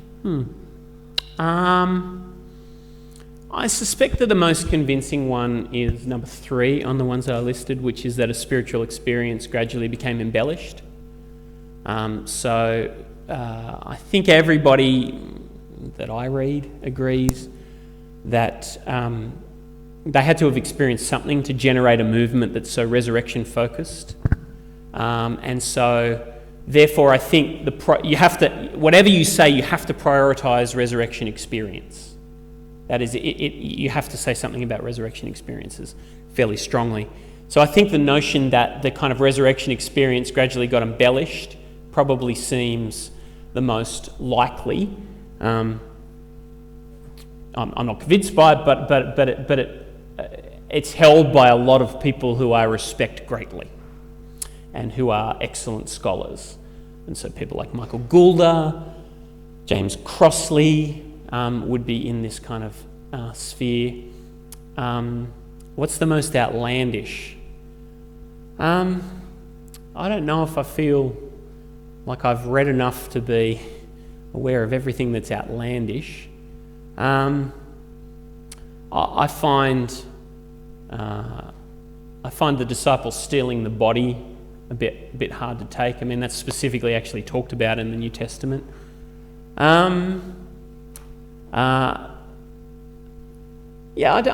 don't know if there's any one that kind of makes me sit there and go, you've obviously drunk the Kool-Aid or something like that. It's just that a lot of theories end up having to be quite speculative. So I remember my New Testament lecturer at Macquarie, who was a believer, but he kind of ended the lecture going, I realise it's hard to believe in the resurrection, but it's hard to believe in any of the theories. Like, he was basically trying to point out there's a lot of speculative where people sit there and go, you're just kind of plugging in resurrection.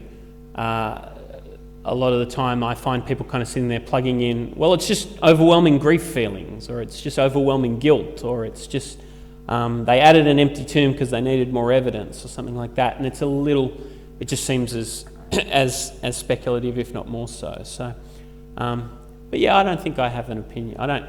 I try not, my general thing in life is I don't like being laughed at and dismissed unreservedly, so I try and treat different theories with at least enough to understand them and not regard them as you're insane.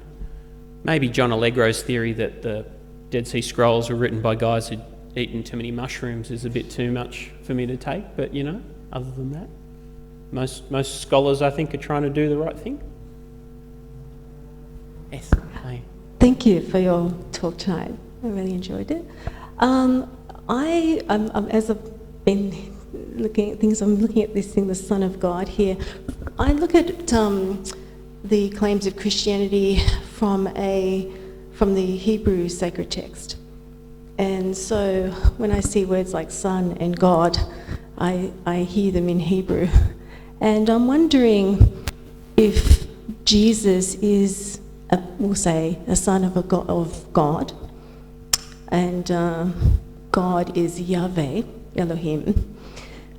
I'm wondering what it is about the resurrection that Yahweh requires to appease his need to visit punishment on human beings?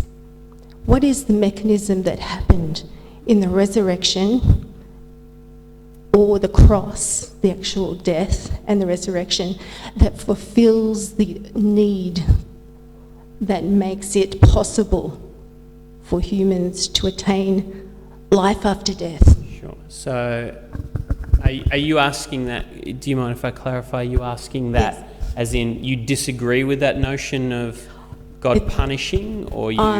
I believe it's a tenet of Christianity that I believe for many years myself, that in the death of Jesus was to provide a mechanism for salvation for the human being to survive their own death in order to live in eternity with God the Father.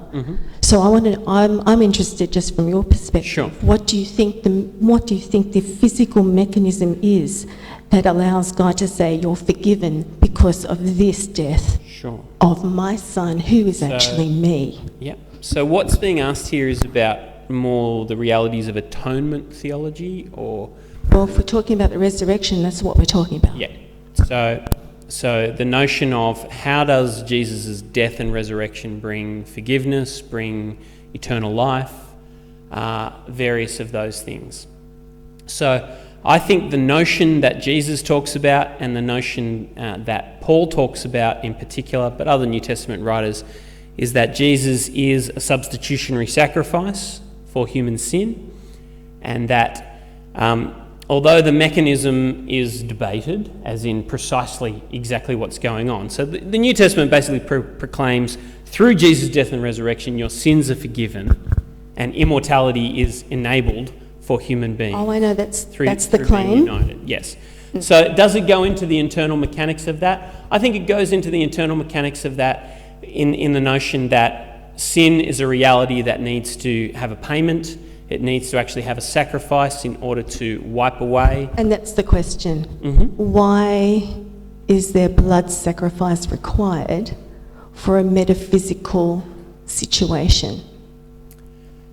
Because death, the metaphysics of it, I think you're referring to in terms of death. No, I'm talking about sin as being a metaphysical situation. Sure, okay. Unless, of course, you think it's in the DNA. I don't know. I don't know if the New Testament would be able to give me much info on whether it's in the DNA. It certainly talks about sin being something that affects our nature. But what I think the Christian scriptures, and here I'm then talking about the Old and New Testaments, refer to, is referring to that sin, our rebellion against God, actually opens us up to death and opens us up to the judgment of God in terms of morally to not be in his presence, but also in terms of death to be separated from his life. So the metaphysics of it are presented that we need Jesus not only in terms of his perfection, that is, his perfection becomes our perfection. He represents us before God, and so whereas we are guilty, he's guiltless and blameless, and so in him we are free of all sin, but also united to Christ. If he's resurrected from the dead in an immortal and indestructible body, then so too we will be raised from the dead. And so the notion is that sin and death come together as a package, and therefore the dealing with sin is also an enabling of the dealing with death. Now, in terms of the metaphysics of that, I'm not sure I'm going to be able to drill down to be specific enough for you in terms of, other than to say, I don't think any human being is inherently immortal. I think they are only immortal by the power of God, and Jesus is God's provision for us to be enabled to be immortal. So even in the Adam and Eve account, not everyone would agree with me here, but I think that human beings are not presented there as inherently immortal. They have life because they have access to the tree of life, but when they're cast out of the garden, their conditional immortality comes to full realization. They are not inherently immortal. And the whole notion, say for example, of the immortality of the soul is a Greek notion. It's not a particularly Hebrew notion. And you see that, for example, before resurrection becomes a big belief in the Old Testament, which is more late, towards the end of the Old Testament. The notion of death is, why are you going to let me die? Because I can't praise you in Sheol, which is the place of the dead. So there is actually a sense of hopelessness before resurrection breaks into the Hebrew worldview about the notion of death, that I will cease to exist, or I will only exist as a rephaim, a shade. Why do you think God needs to be appeased by blood? Sorry, can I jump in for a quick sec, Mark, if that's okay?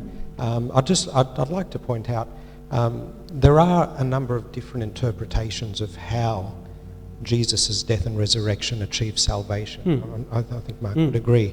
And particularly in the ancient church, there were things like the ransom theory and the Christus Victor theory and so on, which don't really involve that appeasement thing. And then, of course, there are other traditions that do Penal substitution. The penal substitution and so on. Every theory has its strengths and every theory has its weaknesses. But I just wanted to point out that not all Christian theories of atonement actually deal with that question or need to deal with it, because some of them don't include the appeasement idea at all. Sure. Okay, yeah, I just thought it's pretty closely wrapped up with the reason for the sacrificial death of Christ on the cross. Yeah, when we're talking about resurrection, I mean, what Father Antonius is referring to here, this is the joys of an ecumenical gathering, and something that Orthodox tradition is very strong on, is the notion of, and you find this, that the resurrection is the kind of chief event, because it's not so much having to deal simply just with the guilt of sin and the substitution for sin, but bringing into being a new order of existence, which Jesus actually enables through his resurrection. The notion of appeasement is difficult because that very, very easily becomes language where you have Jesus, you have an angry God sending his son to kind of basically thrash his son on our behalf, and it calls up the notion that C.H. Dodd kind of talked about in the 1930s of kind of Jesus having to get in the way of an angry God, if that makes sense. Whereas the sacrifice for sin is seen much more in a sense of, this is what God needs to do to uphold his justice, but out of his love, he sends his son to take the punishment for sinful people. But it's not the notion of an angry God going, I'm just itching to get blood on my hands. It's a God going, I need to be both just and the one who justifies, which is the language of Romans. Yeah, I mean, I won't harbour on it, but it's just that without that, there is no forgiveness of sin, according to Christian doctrine. Without the cross, there's no forgiveness of sin. Correct. So there is something in there. Yes. Otherwise, it wouldn't have been necessary. Just a death would have been enough.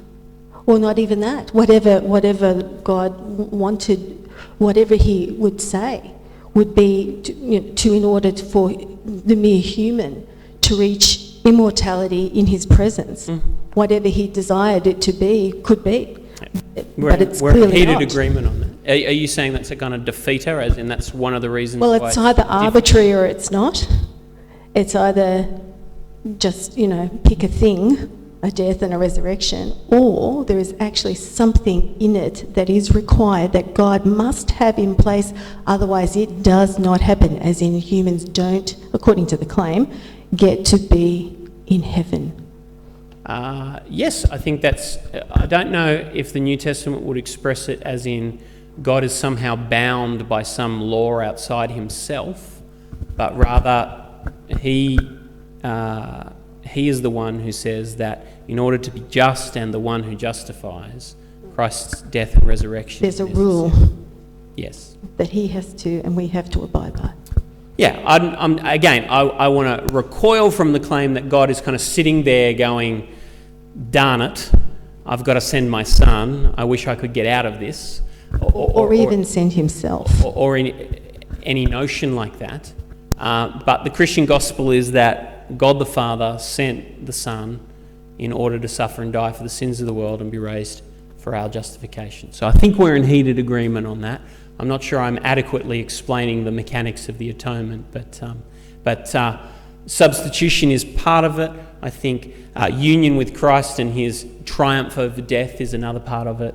And the storyline unites together sin and death as related together in some sort of bond. So dealing with sin involves dealing with death as well. Yeah. Yep.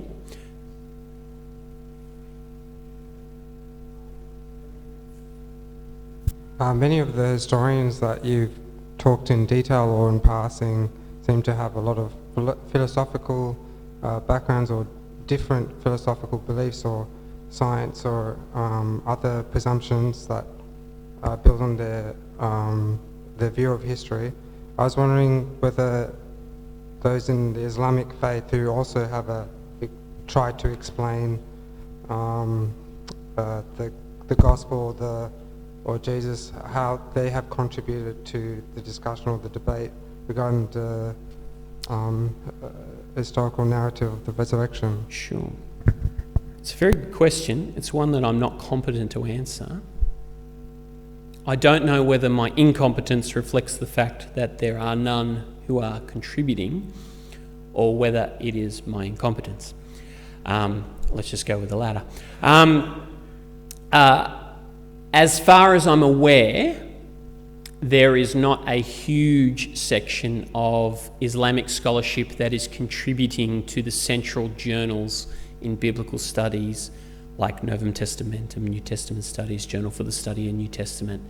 I'm aware that there are some small, or what I believe to be small, sections in the Society of Biblical Literature, which is the broadest and widest ranging international body of biblical scholars, which look at Quran and New Testament and Quran and the biblical writings and the like, but I'm not aware of that scholarship making a huge contribution. My understanding of Islamic belief with regard to Jesus is that he didn't die on the cross, and so therefore that would be regarded as a pretty bedrock fact amongst most New Testament scholars, that Jesus did die on a cross, and so therefore that would be a significant point of contention between Islamic scholars and Christian scholars. But I will freely confess it's not something that I have the ability to adjudicate on and know.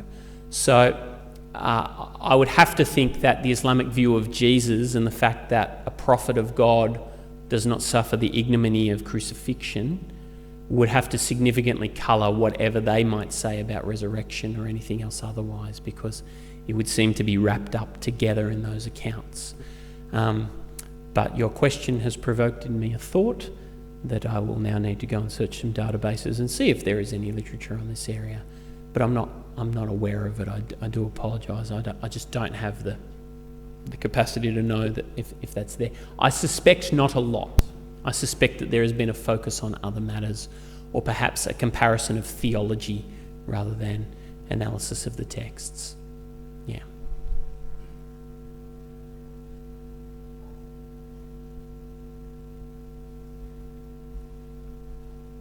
We might stop there, and the time has run away from us. I'll just... We just have a small gift for Mark to thank him for coming today. Thank you. Mark said that Tony's question provoked some thoughts, but I think his talk and his discussion afterwards provoked an awful lot of thoughts for all of us to think about and to discuss. And when we finish now and wrap things up, there are some nibblies and nice things to eat and drink at the back of the church there. Please feel free to hang around and continue discussions in smaller groups. I don't know how tired Mark is after the weekend and whether he has a 7 a.m. lecture tomorrow morning. I'm not quite sure, but if he's free, I'm sure he'd be... Got to take the kids to school, that's right. Hopefully, if you can hang around, Sure, I'm sure people would love to spend a bit more time talking with you. Can we please thank Mark for a very stimulating evening? Thank you very much.